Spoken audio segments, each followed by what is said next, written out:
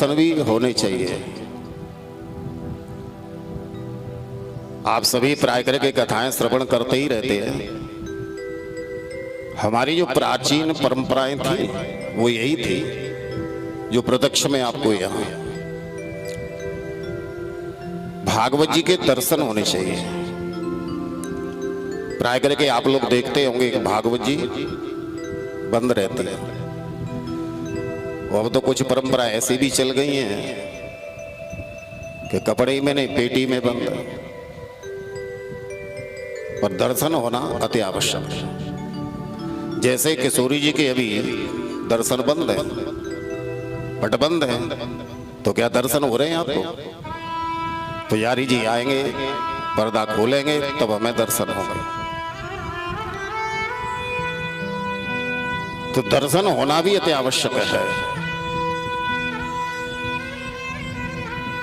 हम कहीं भी कोई भी जब कार्य करते हैं तो बड़ी श्रद्धा के साथ में करते हैं, विश्वास के साथ। इसलिए गीता में भी भगवान ने कहा कि श्रद्धा बेहतरम यज्ञम तामसम परिचक्षते। हम कोई सात्विकी कर्म कर रहे हैं और सात्विकी कर्म करते समय यदि हमारी श्रद्धा नहीं है तो वो सात्विकी कर्म भी तामसिम परिचक्षते, तामसी हो जाता है। इसलिए कोई भी कार्य किया जाए श्रद्धा से किया जाए, विश्वास पूर्वक किया जाए। आगे कथा प्रसंग श्रवण करेंगे। धर्म की जो पत्नियां हुई हैं कि श्रद्धा मैत्री दया शांति तुष्टि पुष्टि क्रियोन्नति बुद्धिर्मेधा तितिक्षया यमूर्ति धर्मस्य प्रयत्नतः। ये धर्म की पत्नियों के नाम है। श्रद्धा मैत्री दया शांति तुष्टि पुष्टि क्रिया उन्नति बुद्धि मेधा तितिक्षा। तो धर्म की जो ये पत्नियां हैं इनसे भी हमें एक शिक्षा मिलती है। हम कोई धर्म का कार्य करें तो हमें धर्म की पत्नियों को अपने साथ रखना चाहिए। धर्म की पत्नियों को साथ में रखते हुए धर्म का हम कार्य कर रहे हैं तो उसमें सफलता मिलेगी। तो धर्म की सबसे बड़ी पत्नी कौन है? श्रद्धा। पैसों की समस्या को तुरंत सुलझाएं, सिर्फ 5 मिनट में, वो भी बिना किसी कोलैटरल और बैंक विजिट के। धर्म का कार्य कर रहे हैं तो श्रद्धा साथ में है तो हमें उसका फल मिलेगा। धर्म का कार्य कर रहे हैं, श्रद्धा साथ में नहीं है, धर्म की पत्नी, तो उसका कोई लाभ नहीं है। फिर भगवान सूर्य नारायण को हम जब अर्घ देते हैं तो बड़ी श्रद्धा से ही तो देते हैं। अच्छा, अब ये विचार किया जाए कि भगवान सूर्य नारायण हमारे समीप होंगे, हम जब उनको अर्घ देंगे तो वो ग्रहण करेंगे। ऐसा हो सकता है क्या? ये श्रद्धा है। वो चाहे यहां से कितनी भी दूर पे न हो, हमें यदि श्रद्धा से उन्हें अर्घ दे रहे हैं, जल अर्पण कर रहे हैं, तो उसे वो स्वीकार कर लेते हैं, ग्रहण कर लेते हैं। श्रद्धा, फिर मैत्री, मित्रवत व्यवहार, दया शांति तुष्टि आदि, ये सब उनसे शिक्षा मिलती है। हम कोई भी कार्य कहीं भी जाकर के करें, मानसिक भी हम संकल्प कर लेते हैं। हाथ में जल लेकर के अक्षत पुष्प द्रव्य दक्षिणा आदि भी नहीं है, और मानसिक भी संकल्प करके कोई कार्य कर रहे हैं, और जिसके निमित्त आपने कार्य किया वो उसी को प्राप्त होता है, चाहे वो प्रत्यक्ष में है अथवा नहीं है।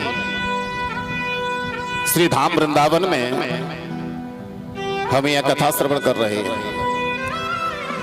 जो नहीं आ सके, जिनके निमित्त हमारी श्रद्धा है, विश्वास है,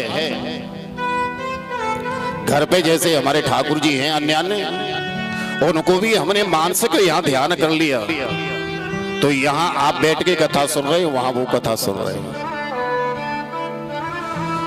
कभी कभी ऐसा होता है जैसे आपने पूजा में पितरों को स्थापित किया, अब ऐसा भी तो हो सकता है कि भूल से कोई रह भी गया हो, पर जब हमारा संकल्प होता है तो वो चाहे कहीं भी हो, किसी भी योनि में हो, वो वस्तु उन्हें वहीं प्राप्त हो जाती है, चाहे कहीं भी रहे, कितनी भी दूर पर। जैसे भगवान सूर्य नारायण को दिया हुआ जल वो ग्रहण कर लेते, उनको प्राप्त हो जाता है। तो कल के प्रसंग में देवर्षि नारद को सनकादिक मुनियों ने यही बताया और बताया कि प्रेतात्मा भी इस कथा को जब श्रवण कर लेती है तो उसका भी उद्धार हो जाता है। कल प्रारंभ में अवगत कराया गया कि भागवत के श्रवण मात्र से ही प्रेतात्मा का उद्धार हो जाता है, कल्याण हो जाता है। धन्या भागवती वार्ता प्रेत पीड़ा विनाशिनी। सनकादिक मुनि कहते हैं कि नारद तुंगभद्रा नदी के किनारे पर आत्मदेव के ब्राह्मण नाम के ब्राह्मण रहते थे। इनकी ब्राह्मणी पत्नी का नाम है धुंधली। तुंगभद्रा नदी के किनारे पर रह रहे हैं, बड़े तपस्वी हैं, कर्मनिष्ठ हैं, पर इनकी कोई संतान नहीं हुई। आत्मदेव है कौन? धुंधली क्या है और ये तुंगभद्रा नदी क्या है? यदि आध्यात्मिक दृष्टि से देखा जाए तो ये जीव ही आत्मदेव है, जीव मात्र ही आत्मदेव है। धुंधली इनकी जो ब्राह्मणी है, पत्नी है, उनका कर्कश स्वभाव है, झगड़ालू है, बात बात पर ये शंका करने वाली है। तो ये धुंधली है कौन? बने कोई और नहीं, ये बुद्धि ही धुंधली है। शंकाएं कौन करता है? ये बुद्धि ही तो करती है। विचार कौन कर रहा है? बुद्धि कर रही है। तो इस जीव की जो पत्नी है वो बुद्धि है।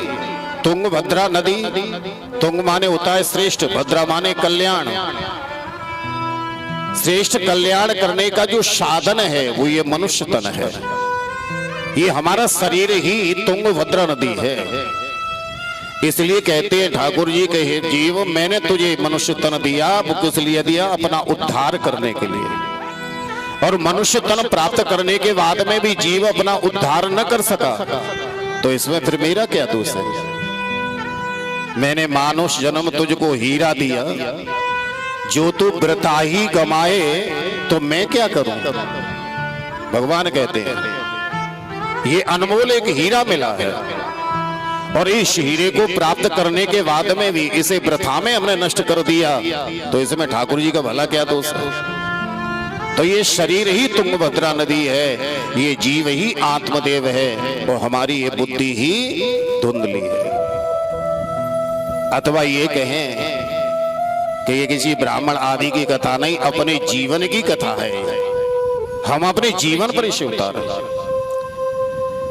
इन्होंने घर में गैया पाली और जिस दिन से गाय को पाला एक बार भी नहीं ब्याई, स्वयं के भी कोई संतान नहीं हुई। 16 दिन के ये पितृपक्ष में अपने पितरों के निमित्त कोई श्राद्ध कर्म करते हैं।